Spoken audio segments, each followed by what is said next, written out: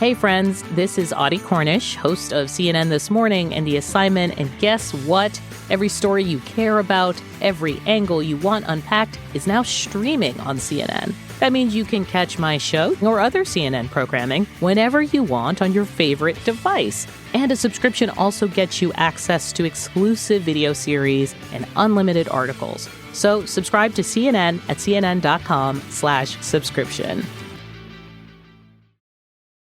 This episode is brought to you by Progressive Commercial Insurance.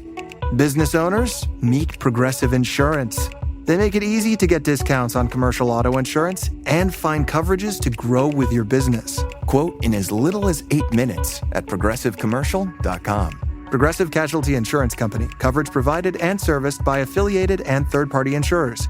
Discounts and coverage selections not available in all states or situations.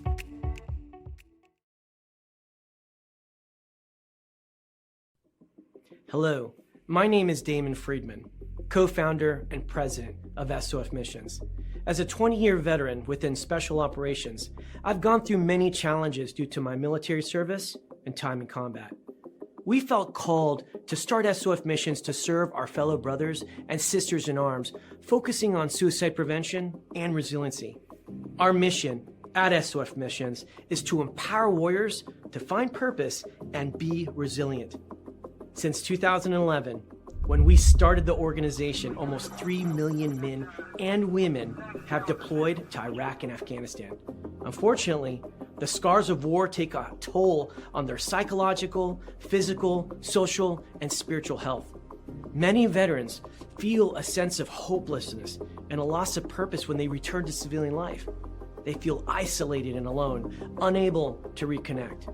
And in the greatest of tragedies, over 20 veterans lose all hope and take their own lives. Our goal at SOF Missions is to provide veterans the tools and resources so that they don't become a statistic. We offer a unique approach to combating veteran suicide through a whole health, intradisciplinary model. The Be Resilient program is a 4-pillar methodology that addresses the areas of psychological, physical, social, and spiritual wellness. We provide care through 3 delivery methods: medical clinics, retreats, and educational training. Since we started back in 2011, we have been able to reach veterans in all 50 states and have served over 3,000 veterans through the Be Resilient program. Being resilient is a multifaceted and complex issue. We know that to find a lasting solution, we have to address the whole warrior. Many challenges cannot be solved by providing the treatments and modalities of just one component, but by tackling them all. Now, we've expanded our services to include law enforcement and first responders. Together, we can make a lasting impact in the lives of warriors across the nation. To learn more, visit our website at sofmissions.org. Proceed to your post assignment. All units proceed to your post assignment. All right. Welcome back. Misfit Nation. Misfit Nation. The Misfit Nation Show. We are a show founded by a veteran and hosted by 2 veterans and a military spouse. Our mission is to get people to tell their stories to the world. If you're an author, share your tips with the Misfit Nation. If you're a musician or an actor, our audience needs to know how they too can get into the business. Coaches, we love our coaches. Come on and share your tips with the Misfit Nation to help them become better versions of themselves. If you are a corporate leader or an entrepreneur, come on and show how you did it and how hard you have fought for success. If you are a veteran, first responder, or Gold Star family, we would love to have you come on and share your story with the Misfit Nation. We always have time for you. If you're feeling down, alone, or starting to see the darkness, stop. Think about those who are around you. You are not alone. You will be missed. If you feel like your problems will be a burden to those in your inner circle or feel embarrassed, dial 988. If you are a veteran, take option 1. We need you to keep pushing forward. Don't make a permanent solution to a temporary problem. If you are a new listener, welcome to the Misfit Nation Show. Be sure to subscribe to our show on your favorite podcast app. Also on our YouTube channel at @_MisfitNation. subscribe and click the bell to keep you up to date on our latest episodes and all of our news. You can also find us on Heroes Media Group and About Face Radio. Now, let's get to the show!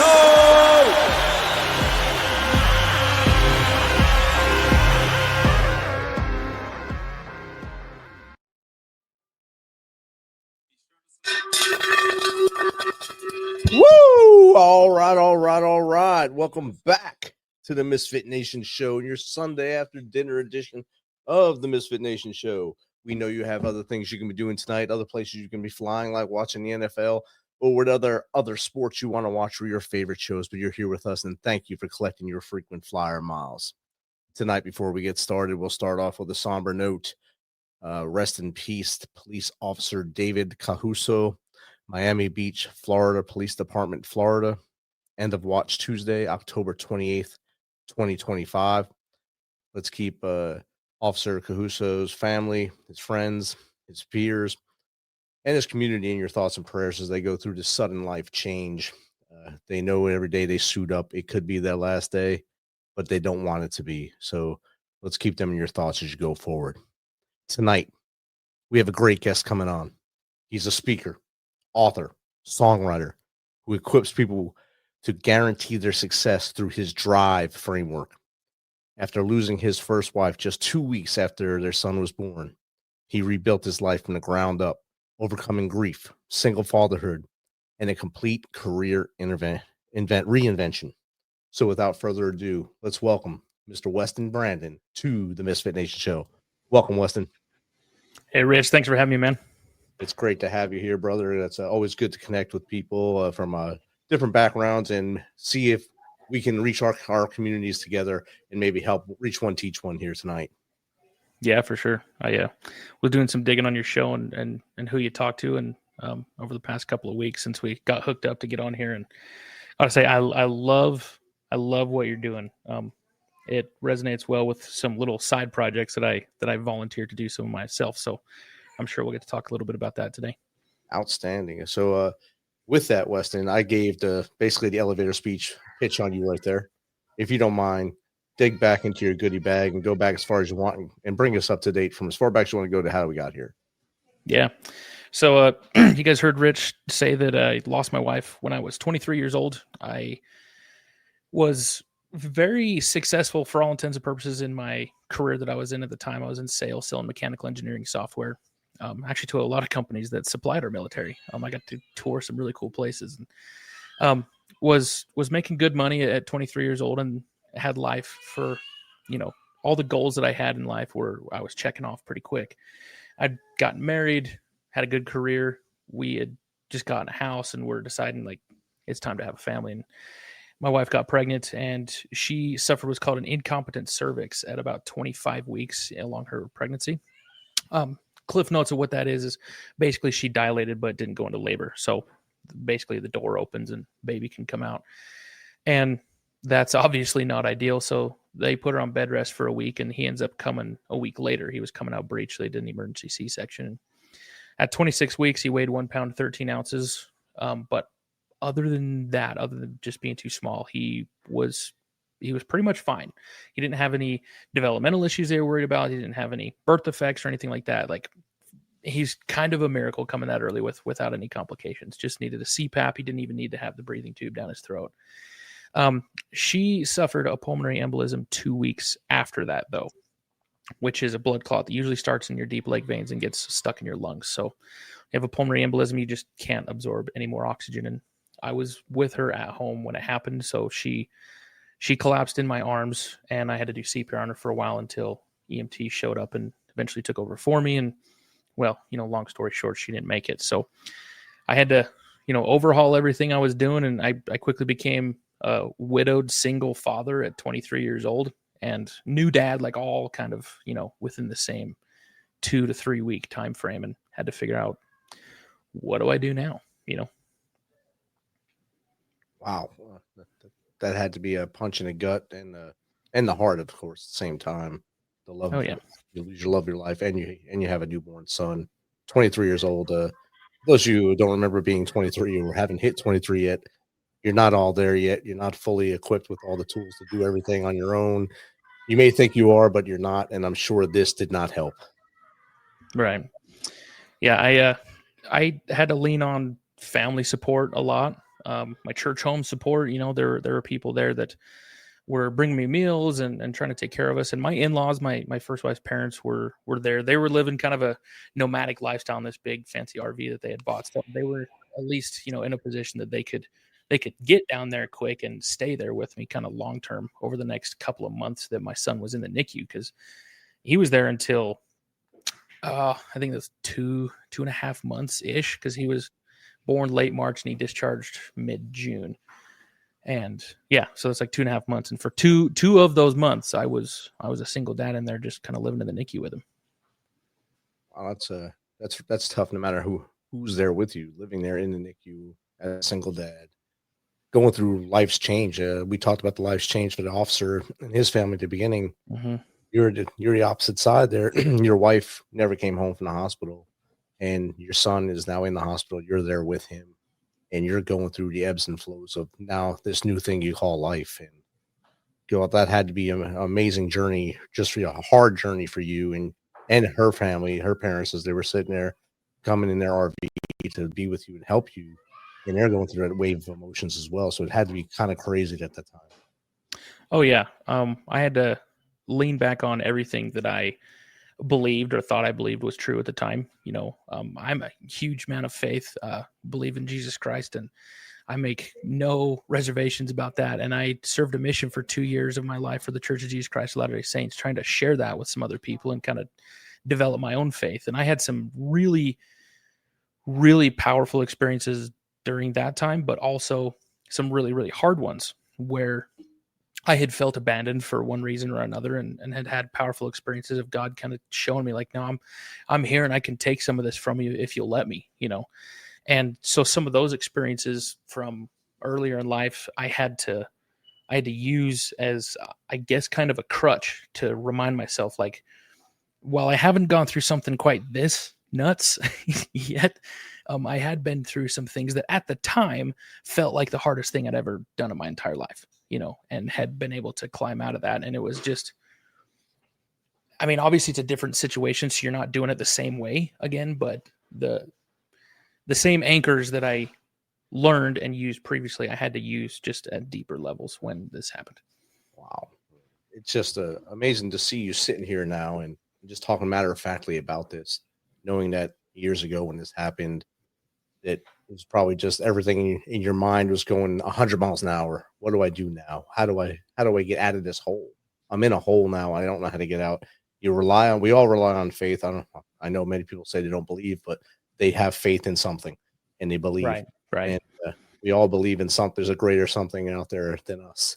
And you have to believe that someone is going to pull you up. And we all pray at some point during the day and hope for something. You were put in a situation where you were praying for what to do next. And yeah, that had to be a wild experience to pray for that and things start to come together. How'd that go? How was that feeling? How did it work out there? Oh man. Well, again, I had to lean back on experience that I had previously where I had felt God talking to me, and I had, taken messages from him, and I was like, I need another one. I need lots more, I need some direction here. And the first big one that became another kind of one of my personal spiritual and emotional anchors was while I was actually in the ICU, but I hadn't been allowed to go back to see my wife yet. We had, only just arrived at the hospital a few minutes before that.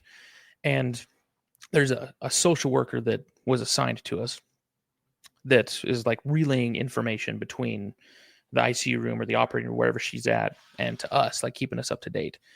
And had been told that at this point, we'd probably been in the hospital for 10, 15 minutes. And remember, the social worker comes back and says, hey, we finally just barely got a pulse back. So we'd been doing CPR. I mean, from the time that I started to the time that they finally got a pulse back, that was probably a little over 30 minutes. It was way too long. So the social worker comes and tells me and my in-laws are there, and they say, hey, we have room for mom and dad to come back real quick, but husband, we're going to come get you in, just like 2 minutes if we can get enough people out of the room and cleared up now that she's somewhat stabilized. And so my mother and father-in-law are taken out of the room, and I'm left in there completely alone by myself. And that was kind of where I had this, my crisis moment, because up until that point, everything had been going 100 miles an hour. And I hadn't been alone, really, with the exception of the time I was doing CPR before the EMTs showed up. And then, but at any time after that, somebody was with me the whole time. So now that I'm finally alone again, I take this opportunity. I'm like, God, you've talked to me before. You've helped me through some crazy things. But if there's any other time in my life where I need you to say something and you cannot leave me hanging, this is the moment, right? And so I just knelt down and prayed and kind of told him that. I'm like, I don't know what I need. I don't really know where my brain's at because it's going 100 miles an hour, but I need you to say something. And previous in life, I had, felt like God was talking to me through either music or just opening up scriptures, opening up the word. And music seemed kind of a weird situation at the time. So I had an app on my phone where I had scriptures on it. And I just opened that up and closed my eyes. I just started tapping, just, whatever would open up. And I opened up a scripture talking about the resurrection. And I was like, being reminded of that was what spoke peace to my heart at the time. And I kind of felt God with me there in the room, reminded me of that. But in the same breath, I guess it was also kind of what I took of his way of saying, like, she's not going to make it. And you're going what you believe, but maybe a little bit more abstractly before, is this is real for you. You're going to have to lean on this. And just the feeling that I had when I was reading some of that became a huge anchor for me later, because over the coming months, even though I had experiences with God and I felt him talking to me and I felt love from him and from family, and, I had an amazing support system. I really did. I was never alone through any of that, even though at the time, mentally and emotionally, I felt completely alone. I really wasn't. But that didn't fix my anger about the situation, my anger towards God. Really, I was pretty pissed off towards God for, like, in my perspective. I was like, hey, I just went and sacrificed 2 years of my life to teach people about Jesus in, way far away from where I'm even from. And this is what I get for it. Like, really? Like I went and gave so much of myself, and this is how I get repaid. And I was having such a hard time reconciling that within myself. And I was just so angry at everything, and I was not a pleasant person to be around for a while. But that kind of leads into the redemption arc of the stories, is meeting my second wife. The widows and widowers circles you'll often hear referred to as your chapter 2. And she's my miracle. And I've now, remarried, and I have a couple more kids now. So life's looking a lot better now. Well, that's good. And sometimes when you feel you're at your darkest point, like you were doubting God at that point and asking him the why, and all of a sudden the light comes in, which is your new wife, and your circles collided like a Venn diagram. You kind of were going in a circle and you hit each other, and now you're building another life, a new life, not another life, a new life. You have more children plus your son, and things are looking up now. Yeah. In fact, normally I would point behind me and you would see pictures of all of them, but my wife has rearranged for Halloween. There's different decorations there right now, but normally there's a picture of my first wife there with her organ donor badges there, and a picture of all of us together, and the places where we got married, and just things like that are usually what I have stationed behind me, is kind of telling that story, but you can't see it right now. The only thing that's still there is that painting right there. This is a painting of Christ with a woman in a scarlet robe that's kind of, she's down on her knee, resting on his knee, and he's just kind of, consoling her. The reason that I have that painting was my first wife, Lauren. She always loved that painting, because she always told me that she felt like the woman in that painting, because she hadn't always been strong in her faith. In fact, when I first met her, she was really kind of coming back into building a life of faith, and from her days in college being a hooligan and doing crazy stuff, and which we all do, but she felt really she felt a deep connection to that painting. So after she passed away, I got a little bit of life insurance. It wasn't anything crazy, like a year's worth of her salary, but with what little I had left after funeral costs and all that, I bought that painting and hung up there. But my second wife, Kearsley, she's actually back here behind the wall making dinner now. She was, it's hard to describe what she means to me, because she's what I think God used to come and really accelerate my healing process, right? The reason that I was even open at all to meeting another person and meeting and getting into another relationship was during the time that I was having my struggles with God, right? And somebody at some point told me that even if I was mad at him, I still needed to pray. And at least if the only thing I could tell him was that I was mad at him, I at least needed to keep doing that. Yeah. And I did do that for a while. And as I kept doing that, I kept feeling this pull, this tug kind of on my soul a little bit, that I needed to put myself out there. I needed to do whatever mental and emotional work inside of me needed to be done so that I would be open to that, you know? So I started going to a therapist. I was, again, very blessed that a good family friend of mine runs his own clinical practice. And one of his niche areas that he focuses on is grief. So that was convenient, you know, got to work with him. And it was through that process that I finally, I kept feeling it pull at me so hard. And the thought of being with another woman in any shape or form made me absolutely nauseous at the time. You know, it made me sick to even think about that, but I couldn't deny that something was pulling on me. So I kind of took a step of faith, and I downloaded this dating app that's local to Utah, where I'm from. And I just put pictures of me and my son on there.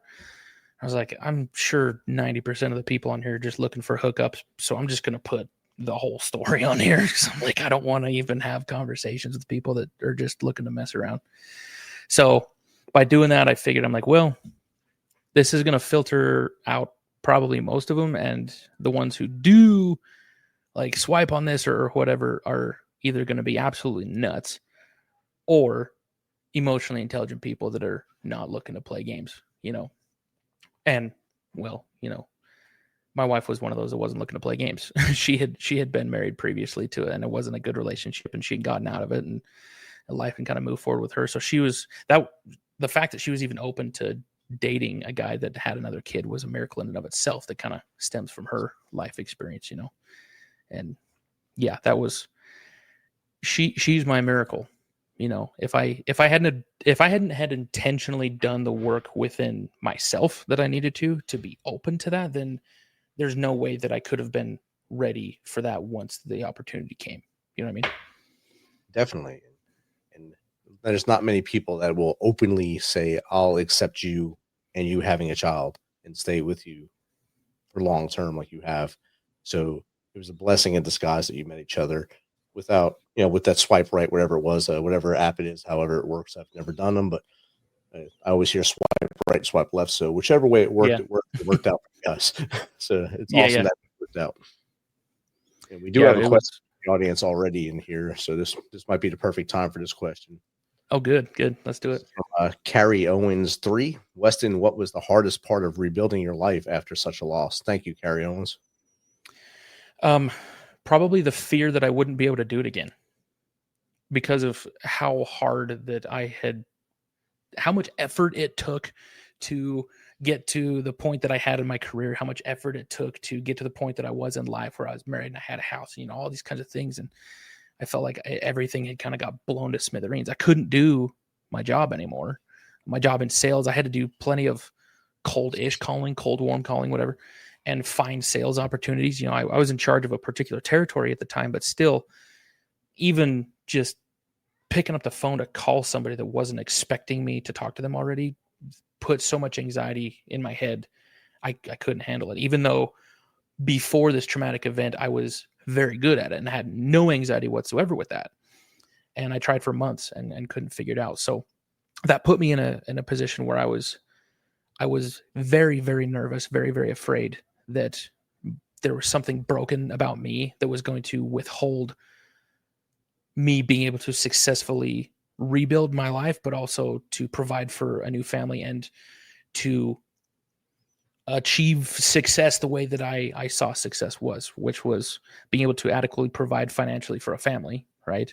And to have another family, more children, and to not be relying on somebody else for my basic needs. Like a huge piece of my own, I guess, pride is as a husband and a father is that I provide for my family, and I was worried that I couldn't do that. So overcoming that fear and transforming that fear instead into momentum was probably the hardest part. That took a lot of tears, a lot of prayers, a lot of talking with other people that cared about me to help me to kind of get out of that headspace that I wasn't gonna be able to do it.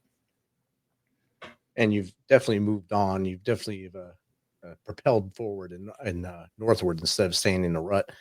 You have your wife, 2 more children, your son, and you started your organization where you help other people. You help them break through their self-doubt and their setbacks, and they use the power, turn all that into power of movement, so that in momentum. Talk a little bit about that, and of course, you mentioned earlier about your side projects. We can jump into that as well. Sure, yeah. So there's a couple little side projects I got going on. I teach defensive handgun classes because I've been very, very involved in defensive handgun firearms training for a number of years. And the reason I mention that is that some of the teaching kind of stemmed from that, because a lot of the students that would come through these classes were dealing with some deep traumas of their own. And we had a number of women come through those classes who had been assaulted, who had dealt with things in life, and this taking this class and getting a concealed carry license and these kinds of things were a way that they were kind of taking ownership of their own life and saying, like, I am empowering myself to say no, you know what I mean? And to help people kind of walk through the mindset shifts that were needing to happen through such a simple thing like teaching them how to adequately carry and use a firearm for self-defense was such an interesting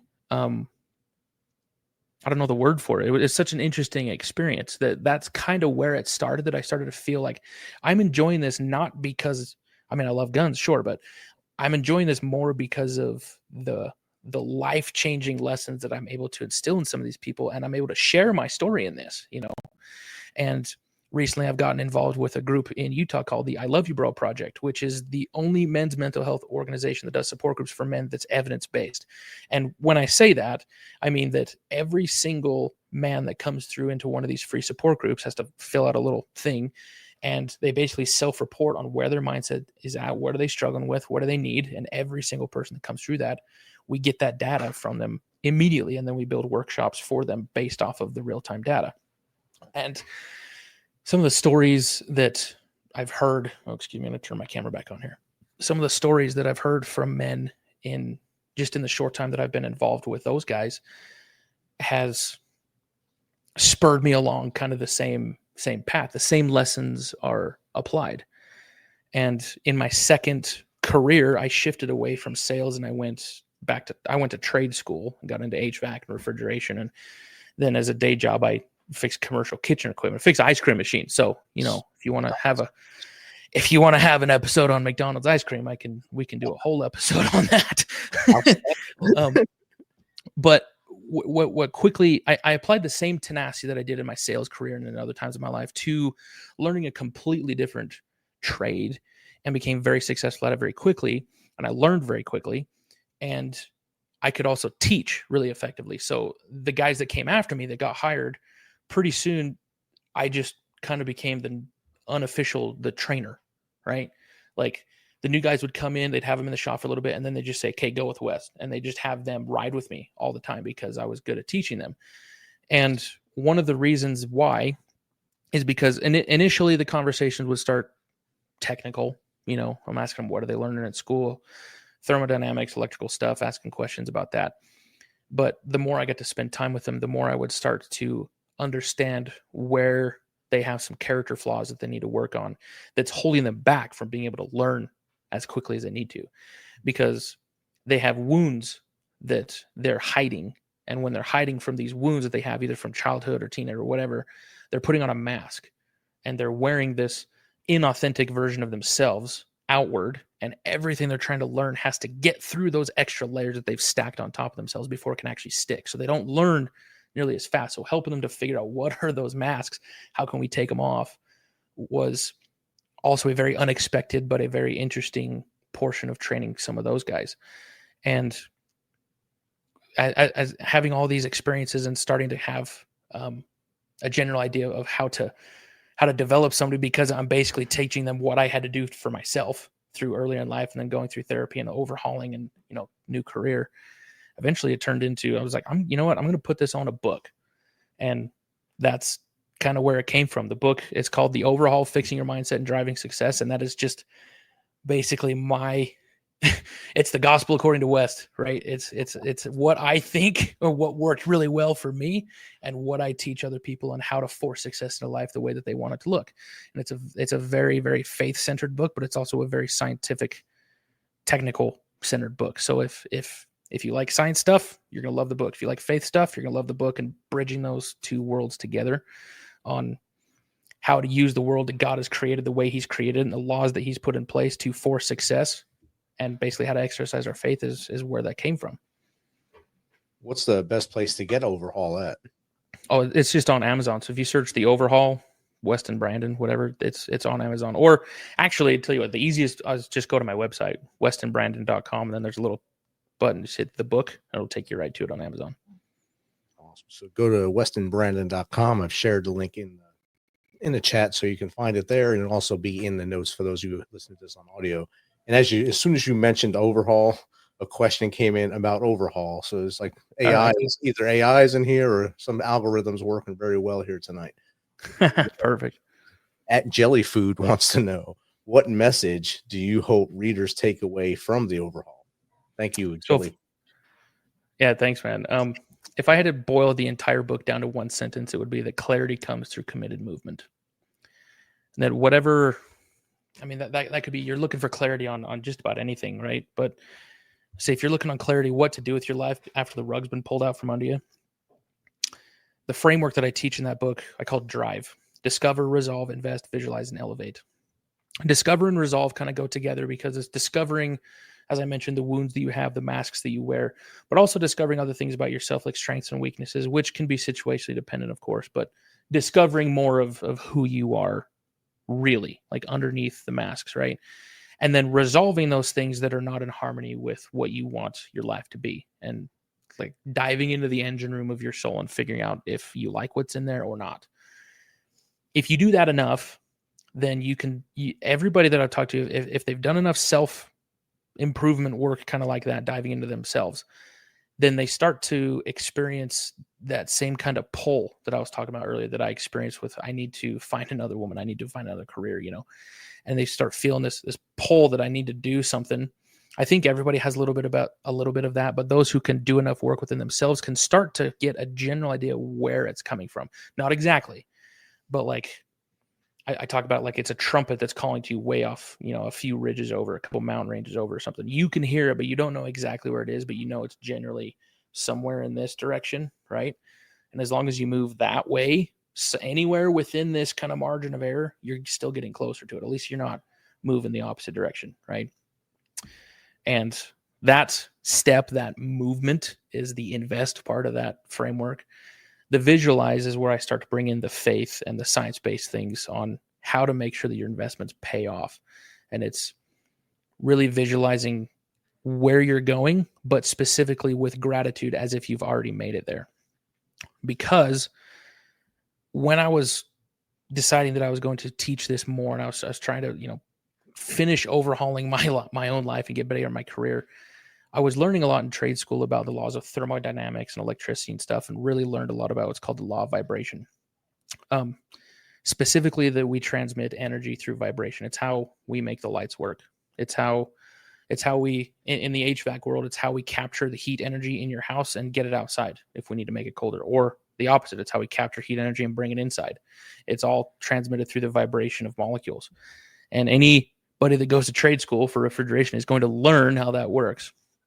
Then I read some books on some ways to think about that for personal success, that when you visualize something, you're kind of putting out this frequency to the world, kind of a thing, is a very common idea in self-improvement circles, right? There's a couple of books that people have written on it that got popular back in the 90s. Like I think The Secret by Rhonda Byrne was one which I liked, but it was a little bit too new world for me. A couple of other books I liked even more was by a lady named Leslie Householder, her Jackrabbit Factor series. But all in all, after reading some of these books and them talking about how these things work and me understanding the science behind that and being able to bring those two together, put me in a position where I could start experimenting and hypothesizing. Like, okay, if understanding this is how the world works, how God's made the world to work, and these are some of these self-improvement ideas that people have that seem to align with that, how can I experiment with this? How can I try it? And that visualized part is what I did. It's actually how we got the house that we live in. We wrote down exactly what we wanted as if we had already gotten it, specifically expressing gratitude that we had already received it. The reason that we did that was because as I was studying this more, I found some studies done by an organization called the Heart Math Institute, where they found that your heart exhibits an electromagnetic frequency that's way stronger than that of your mind. And it has nothing to do with the electrical signal from your brain to your heart to pump. It's a completely unique signal that they can pick up off of your heart from several feet away. And this is a scientific journal that's putting this, okay? As they start reading some of this stuff and they can sense this frequency coming off of people, they started doing some other experiments about, okay, what about different emotions, different mindsets or thought patterns? How does that affect these frequencies coming off of people? They found the most chaotic and disproportionate and disharmonious frequencies were when people were feeling doubt and fear. The ones that were the strongest, most cohesive and constructive frequencies that were very strong, very stable, and very resilient to outside influence were that of gratitude and authenticity. Not even like love or happiness or anything. Those were still lower. It was authenticity was number one and gratitude was number two. And so as I'm thinking of this and I'm understanding from going to trade school and the career that I'm in on how magnetism works, how electricity works, how thermodynamics work through vibration and stuff like this, I'm reading and I'm studying on this electromagnetic frequency off of somebody's mind and off their heart and how it relates with different emotions. I'm like, well, because I understand that magnetic frequencies are attracting and they're also repelling, if I can be authentic and have gratitude towards what I want, then maybe if this is real, maybe I can like start to, I guess what people call manifest, like that's the word people call it, which was kind of hippie BS to me at the time. But, now I'm like, so there might actually be something there. And so we wrote down, this is what we want. And we wrote down in the first person as if we'd already got it, expressing gratitude to God for having given it to us. And then we did everything we could to start to make it happen. And we got the house, literally every single thing that we wrote down checked off. It took a few months, but we got it. And now looking back, I'm like, I should have added another bedroom on there. Or I should, or like a couple or something like that. But that was the first big one. I'm like, oh man, this might actually be legit. And whether you think of that works metaphorically or you think that works literally, I don't think it matters. It at least puts you in a position to make things happen. So that visualize, the V of that framework. And then the E, I put elevate, because this is kind of coming from my faith-based perspective, that I believe God's purpose for us and what he wants to do with us is to bring to pass the immortality and eternal life of man. I think he wants to get us back to him. That's how I think. So in my opinion, if my goals and what my version of success looks like blesses the lives of as many people as possible, I think he's naturally on board with it. And I think he's naturally going to partner with you to make that happen, as long as, you're doing it for those reasons and not selfish reasons. To take care of my family, right? I have a goal to make a hell of a lot more money so that I can take care of both my family and my parents. And I'm using that as my motivation for doing those, not I just want to have money so that I look good and me monster kind of crap, So that's the elevate part, is elevating yourself to the point that you're doing everything for other people. And I think if you do that, then that's the catalyst to making your goals happen faster. So that might have been a long answer to that question, what they hope to get out of the overhaul. But essentially it comes down to clarity and comes through committed movement. You have to actually get up off your butt and start moving. And if you want clarity on where you're going, you have to start moving towards it. And then that drive that I just shared about is, well, here's how you force it to happen. And again, as you were talking about that, someone asked a question about drive, and there's also a question right before that. So we'll go with the first one first, and then drive Cool. second. I'll be a little shorter on this answer, I promise. Okay. This one is from @HellOfALove. How does faith play a role in maintaining clarity and focus during adversity? Thank you, Hell of a Love. Oh, well, for me, in my experience, it gave me the filter of why things are happening to a degree. And it gave me hope that there was another side to that and that there was going to be something good that could come from that, even though in the moment it sure didn't feel like it. Right. So when I was in the depths of the anger and the depths of the despair and stuff, my faith was really the only thing that I had to go on. If you remember, that scripture that I mentioned was talking about the resurrection, and so that was something that I would have to remember, that I personally believed, and my faith was that my wife was not lost to me forever, that I would see her again someday, and that when that great and glorious day happened, like, it would all be worth it. And I just had to trust that the joy that I would feel there would far outweigh the pain that I was in now. And also on another note, I had a responsibility to take care of my kid. He was my why. He was why I had to get up. He was why I had to figure it out, because this kid depended on me. And I guess that kind of stems from my faith too, that I believe that he was gifted to me from God to not only help me through that, but so that we could make, positive differences in other people's lives, and that I could help him become the man that he's meant to be. That kid's probably going to be something else. He's 6 now, and he's already, like, the emotional maturity is a lot more than I think I was at 6. So I'm excited to see where he goes. But yeah, it's just the anchor that keeps everything roughly in focus. It kept me from going absolutely insane. I went a little insane, but not all the way. You didn't go full insanity. That's good. You never can go that full way. But you say he's growing into this great young man. You're part of that. You are the reason why he's growing into that. You and your village, your tribe that came around Absolutely. you and brought your arms around him as well. So all of you are doing the right things, and you can see it through his growth. And that's God's work. That's your work right there doing that. Yeah, and I have to give credit to my wife, Kearsley, too, because she's all he knows is mom. He knows who his biological mother is. He, like I said, we normally have pictures of her back here. All 3 of my kids know her as Mommy Lauren. That's just, when we mention Mommy Lauren, that's who we're talking about. It's normal to them. They just have an extra set of grandparents. So they have 3 sets of grandparents instead of 2 sets of grandparents. So to them, it's normal. They just have extra family, extra people to lean on. It's pretty cool. Definitely. Yeah, it's almost like a mini Brady Bunch going on there. So it's good. Yeah. The second question is from this is a wild name too. Hijab Dan 05. Can you explain what the drive framework stands for and how it works? He must have just missed as you said it, so he just probably. Yeah, I'll just really, really quick. Drive is discover, resolve, invest, visualize, and elevate. And that is, it's not a step-by-step process, but it's a system to live by to force success the way that you want it to look. Discover yourself, essentially, especially the wounds and the masks that you wear. Resolve those things. Invest as heavily in yourself as you can. Visualize where you're going so it actually happens, then elevate other people along the way. Outstanding. See, you answered that quickly. You got this. See? Much better. Much better. So when you wrote Overhaul and you started taking that to students and schools as well, do you tour all around the country or just stay right where you are there? I go wherever people want me at. About a month ago, I was in Tennessee at Lincoln Memorial University doing a keynote concert with some original music that I had written to kind of go along with the story and the framework that I teach.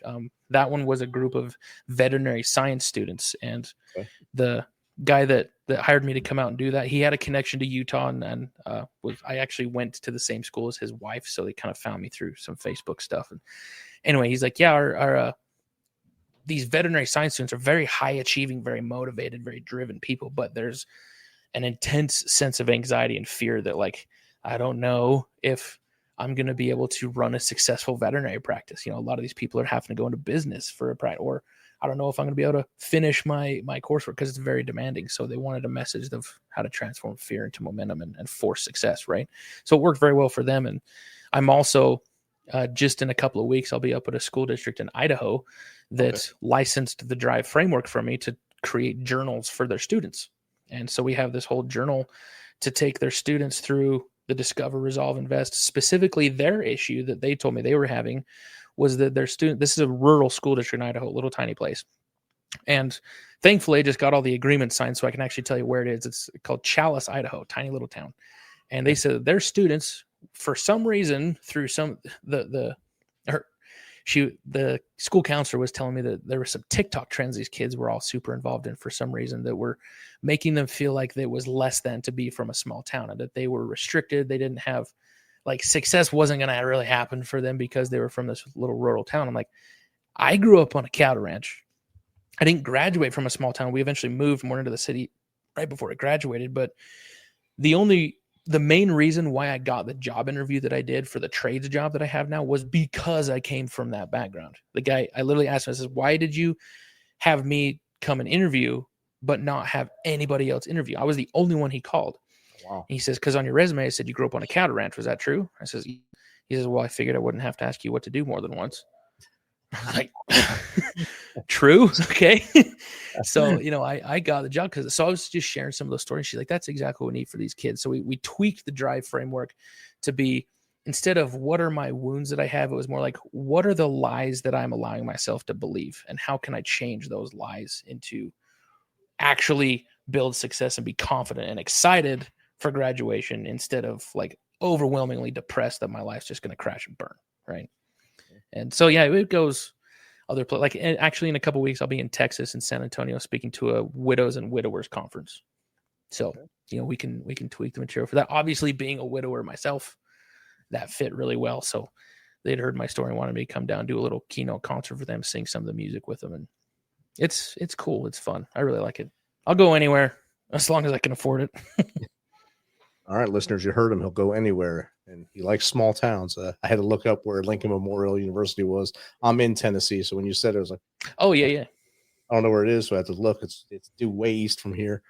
Right at the Cumberland Gap, right there. Yeah. It's the first thing that popped up, Cumberland Gap. So I know where that is. You go. So I know right where you were now.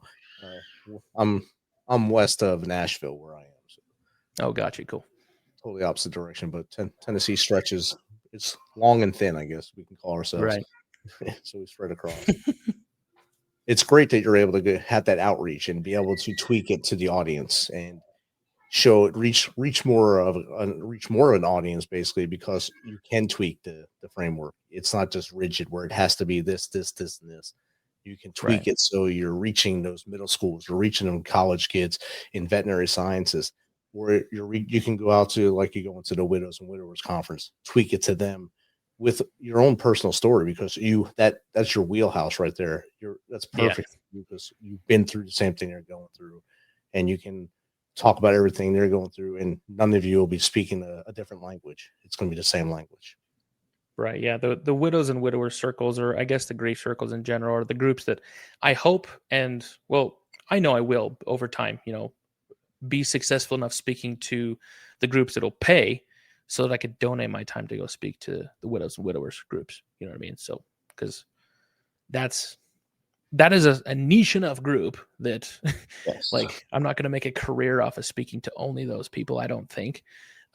So I would much rather be able to donate my time to those people, because that's, when those people are in that situation, they really need what the stories that I've been through, and it resonates really well. So that's why I like going to schools, because schools will pay.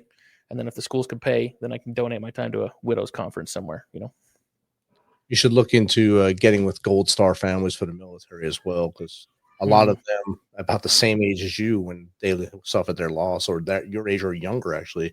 We had some that were 18, 19 years old when they lost their spouse, from here when I was with the 101st. And that's the shocking part when you come home and you see the memorial service, and it's those young ladies or young men that just lost their wives, and they're only 18, 19 years old. They're just starting their lives and now starting over. Yeah. That's sudden loss. You did it at 23, which is not much different from there where they were. So you can resonate with it real easy. Yeah. I didn't serve myself, but I had, as a very strong military families that I come from on both sides. Lots of World War II and Korea stuff on my side. I'm very passionate about veteran stuff. I have lots of veteran friends. Well, I mentioned I teach those defensive handgun classes. Yeah. Some of my assistant instructors are veterans. One guy did anti-sex trafficking work south of the border. Lots of missions he went on, and has some wild stories. Send them our way. We'll talk to them. We do have a question from this is another good name here. Making bacon. All right. What inspired you to combine motivational speaking with music in your keynote concerts? Thanks, Making Bacon. Ooh, okay. Well, how much time do you have? Because this is a story. I got 10 minutes left. So. Okay, yeah, I can condense this in just a couple minutes. So, I had a really powerful experience, probably January of earlier this year, that I needed to do the speaking, that I needed to share my story, I needed to get it out there, but I didn't know what that looked like. So, I got involved with some other people that did speaking for a living and started, networking and making friends, and that's where I met somebody that could help me write a book, and so I got the book out. But then I was having struggle kind of fine tuning who is it that I really want to speak to, and what else should I do to make myself unique, that people would actually recognize me. How can I differentiate myself? And I was praying about that, and I was actually feeling very frustrated with God about making me feel like I needed to do this speaking thing when I had just finally reached a point in my career where I could kind of relax. I had reached my first level of my goal for income, like how much I was getting paid. I just got a good raise. I was like, okay, I can coast, and I kind of know where the rest of my life's going. And then out of nowhere, this, hey, download from God shows up. It's like, you need to go start speaking. I was like, great. Okay. Now a whole nother thing to work on. So I was a little frustrated with him for that, because I felt like he just wasn't giving me a break. So one of these friends that I mentioned told me to go to this Christian men's retreat called Warrior Heart. And it's based off of a book by John Eldredge called Wild at Heart. And that book is specifically about, it's for men to help them figure out where they left their heart behind, where they lost their heart, and then reconnect it with God. So I go to this Christian men's retreat thinking that I already did that pretty good, but whatever. It was a suggestion. So I went, changed my life again, right? It was amazing. One of the things I realized up there was that I viewed God as an abusive father. Didn't realize that I had that perception of him until I went up there and was going through some of these sessions. So after one of these sessions, I'm kneeling down, praying about this, bawling my eyes out, realizing that I view God as an abusive father, and I view my dad as a better dad than even God. And the message that came, I actually just wrote a song that named this, was called You Asked Me for This. Not in the sense of shut up and deal with it, you deserve this, kind of you asked for this. It was more like a scripture in Jeremiah 1:5 is, before I formed thee in the belly, I knew thee. That scripture was kind of bouncing around in my head, and I got that message. You asked me for this before you came here. Like you wanted to become a particular version of yourself to do whatever you're doing. And there were some things would have to happen to give you the opportunity to develop yourself into that kind of a person. And we talked about some of those things, and you said, bring it on, was kind of the overall message that I got. Right. And that might be a hot take for somebody, but that's what I got.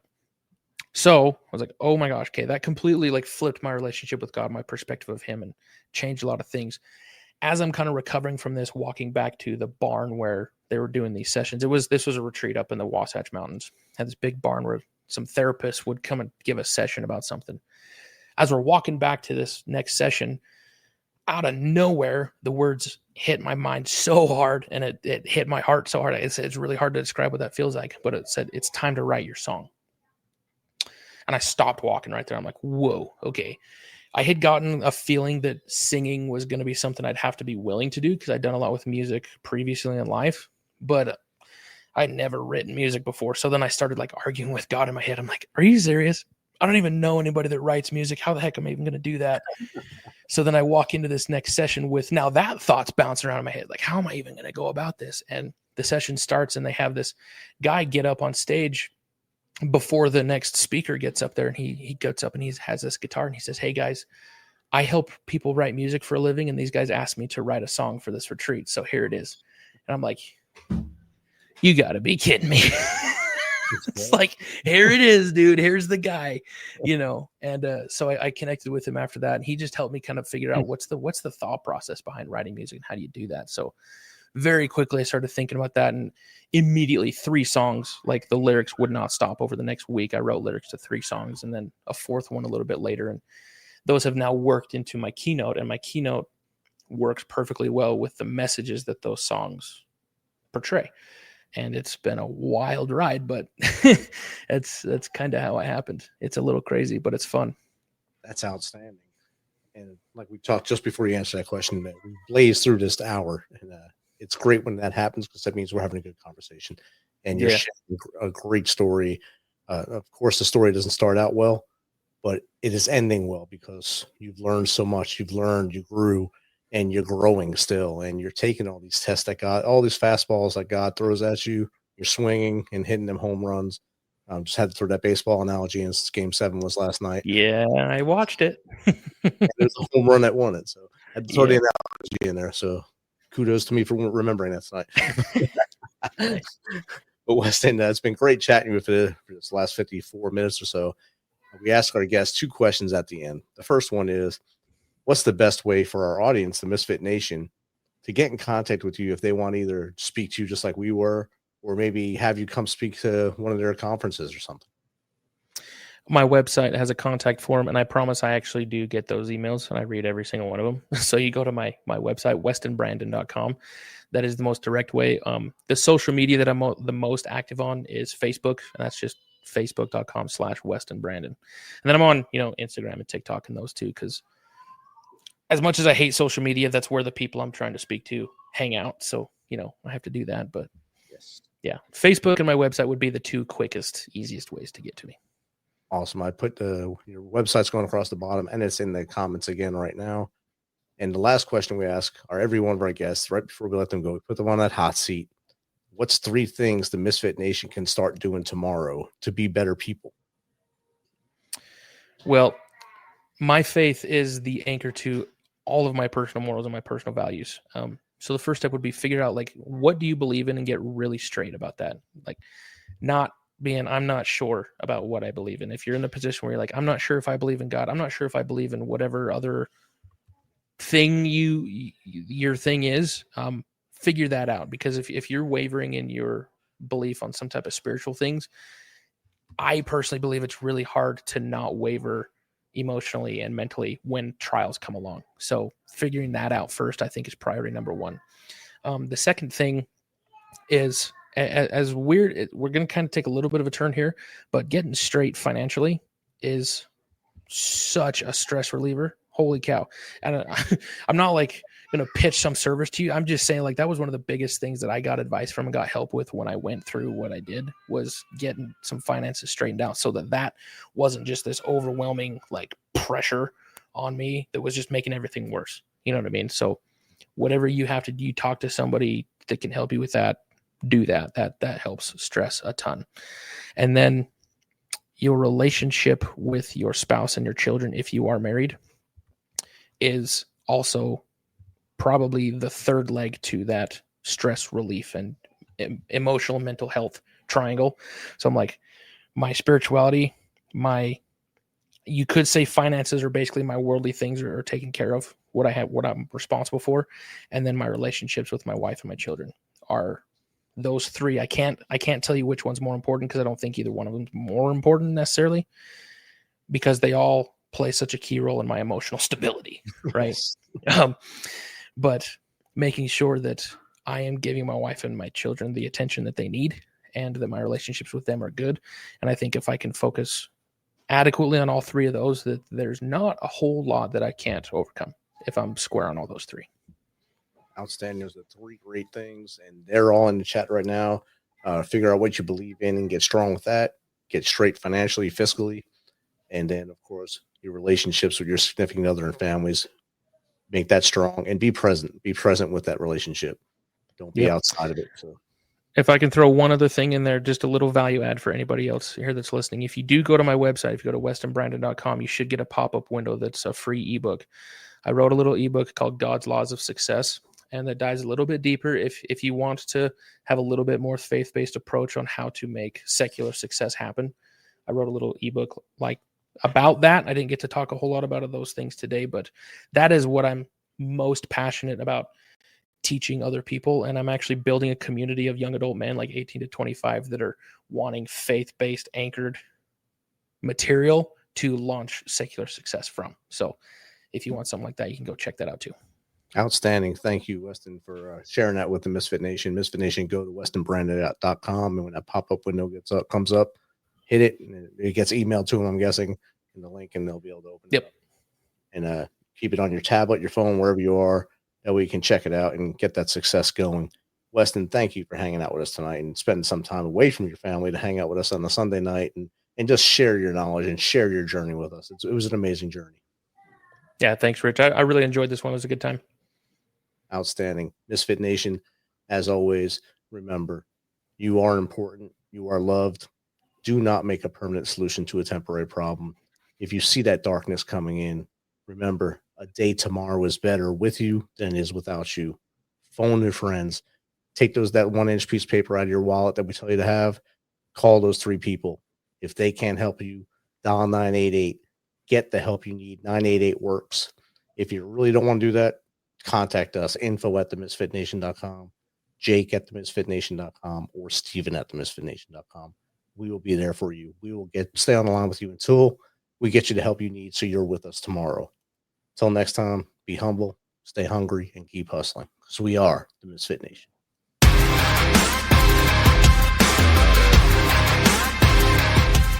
Thanks for checking us out and being a part of the Misfit Nation show. Don't forget to visit our website at themisfitnation.com. That's themisfitnation.com. Check out all our past episodes and get some of the great Misfit Nation gear for you and your family. As always, be humble, stay hungry, and keep hustling because we are Misfit Nation. Misfit Nation.